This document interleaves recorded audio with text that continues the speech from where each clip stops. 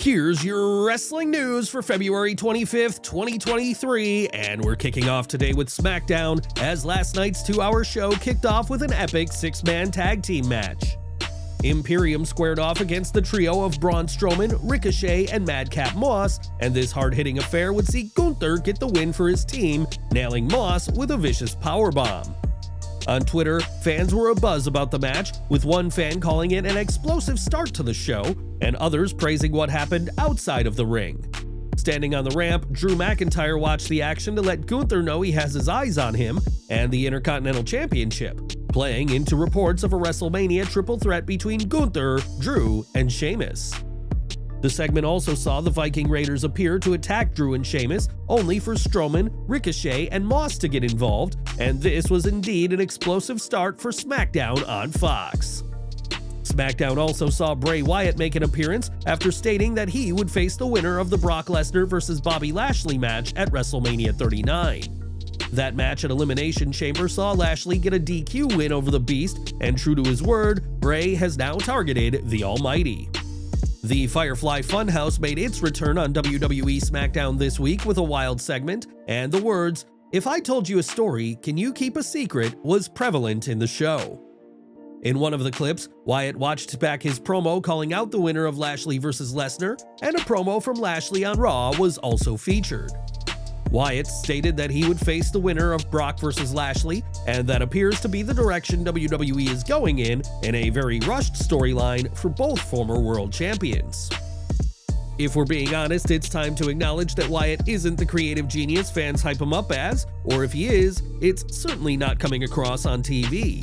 It's been over 4 months since Wyatt returned, and for all his cryptic talk and Uncle Howdy segments to play out, and fans have received a whole lot of nothing. At this point, Wyatt's on-screen work seems all sizzle and no steak, and while we've had months of Wyatt and Howdy talking about if we can keep a secret, we're yet to find out what that secret is. And what about the Alexa Bliss storyline, which has seemingly been dropped, as have plans for Wyatt vs. Uncle Howdy at WrestleMania, so don't be too surprised if Triple H cuts ties with the Howdy character. It's been just over a year since Cody Rhodes left AEW for the sunny shores of WWE, and the American Nightmare has certainly been treated well by the company. Even without Rhodes, AEW has one of the most talented and diverse rosters in wrestling today, and now it appears that WWE is interested in snatching another top star. It's been previously reported that WWE believes they can sign Kenny Omega to a contract, and we now have an update on his contract situation. According to Dave Meltzer in the Wrestling Observer newsletter, AEW has extended Omega's contract to account for the many months he spent on the shelf from 2021 to 2022. Omega was out 9 months, so that would be a maximum of November, but the extended time frame hasn't been finalized as far as how long. And within WWE's circles, Omega's name has been heavily talked about. Omega's 4-year AEW deal was due to expire at the end of January, but his contract allowed AEW to extend his deal for the time he was out injured. The contracts for the Young Bucks are also expected to expire by the end of this year, and there is also a belief that the Elite will stick together wherever they go next, meaning signing Omega could also result in WWE getting the Bucks as well. On AEW's side of things, Barry Bloom has served as Omega's agent since he parted ways with New Japan, and it's believed that he will be the one overseeing the contracts for the Bucks when the time is right. Meltzer added that both sides will offer a substantial amount of money for Omega and the Bucks, and unless one side is willing to offer a substantial amount more than what the other is offering, the decision will really be which side Omega and the Bucks want to work with. It was stated that Omega could return to Japan if he wanted to, but that if he wants to become a top star in WWE, then now is the time to move, rather than wait another 3 or 4 years for his next contract negotiation. Of course, with WWE, the chances that the company would allow Omega to continue making appearances for New Japan are slim, but it isn't outside the world of possibility that the company could make an exception if it helps win him over. One can't forget that Kota Ibushi, Omega's former tag partner and one of his best friends, has openly spoken about joining the company as a coach and later an in-ring talent, and that could play a factor in the Canadian's decision. Omega isn't the only one whose deal with AEW is coming to an end, as it was stated that MJF's situation is a weak-kept secret, but you would expect that AEW is going to offer him a long-term deal to keep their world champion around. WWE is always on the hunt for new talent, and it was recently said that WWE is planning on signing a name bigger than Jay White.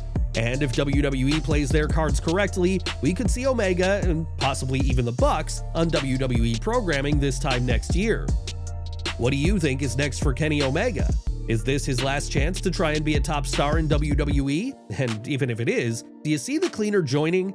Let us know in the comments.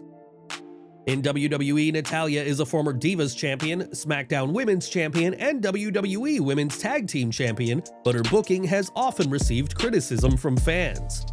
Despite being a heart and trained in the legendary Dungeon, much of Natalya's WWE career has been spent putting over other talent, and this week was no exception. On SmackDown, Natalya entered the ring with the recently returned Tegan Nox, who sided with Neidhart to protect her from an uncalled assault by Shayna Baszler and Ronda Rousey. The two heels did come out and set up an impromptu singles match, and Baszler dispatched of the three-time champion Natalya in under 5 minutes.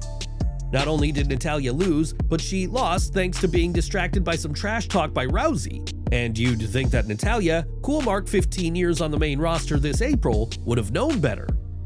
After the match, Baszler and Rousey tried to finish off Natalya, who needed to be saved by Nox. And while Rousey vowed to make Nox pay next week, last night's outing was another poor performance for Natalya. As we stated, Ronda Rousey versus Tegan Nox will happen next week, and the baddest woman on the planet had a cringe-inducing line to hype up their match. Speaking about Nox, Rousey said, "You're done, Skittles," referencing the Welsh superstar's colorful hair, and vowed to make her opponent taste the rainbow. On Twitter, fans responded by once again calling on Rousey to be fired, while others said it was just as cringe as Roman Reigns' infamous suffering succotash line from years earlier. WWE won't be firing Rousey for this line, obviously, but it goes to show that the UFC legend is still not well received by fans whenever she is on the mic. During this week's SmackDown, Charlotte Flair called out Rhea Ripley ahead of their title match at WrestleMania, but it was a much different Judgment Day member who answered the call. Instead, Dominik Mysterio confronted Charlotte in the ring, and while the pair had a back and forth, one line in particular from Flair has had fans talking. Dominik praised Charlotte for being a generational talent, but said that Rhea Ripley's accolades made her superior to the Queen, all while receiving loud boos from the crowd. When Dominik attempted to flirt with Flair, the SmackDown Women's Champion reminded Mysterio that she has a real Latino man at home that calls her mommy with a much thicker accent. This is, of course, a nod to AEW's Andrade El Idolo, as he and Flair married last year during her lengthy hiatus from WWE. Charlotte wanted to take out Dom, but Rhea Ripley showed up at the last minute to save her ally, and the segment ended with the two women locking eyes. Dominik ended up pulling Ripley back from Flair to subtly establish the face-heel dynamic between the two. And it seems like WWE is going the approach of having the two women have minimal physical interactions as tensions build to WrestleMania 39. With Dominik appearing on this week's SmackDown, it was only a matter of time before he confronted his father, Rey Mysterio, and the slow build between these two has been exceptional. Rey moved to SmackDown to avoid his son, which has proven to be easier said than done, and on this week's show, Dominik cost his father his match with Karrion Kross. Post-match, Rey was sorely tempted to hit his son right in the face, and Dominik was fully aware that his father would not cross the line. Since Clash of the Castle, WWE have subtly built the feud between these two, and expect the masked legend to finally get redemption at WrestleMania 39.